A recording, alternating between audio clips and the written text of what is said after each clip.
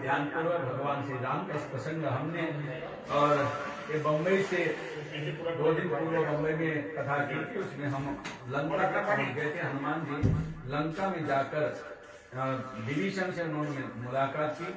साधुते होई न कारज हानि, जीवन में अगर कुछ काम बनाना हो तो संतों के संगत में, विद्वानों के संगत में, भक्तों के संगत में मिलता है तो काम बन जाता है। जीवन में काम बनाने के लिए भक्तों का ही संगत करना होता है। आज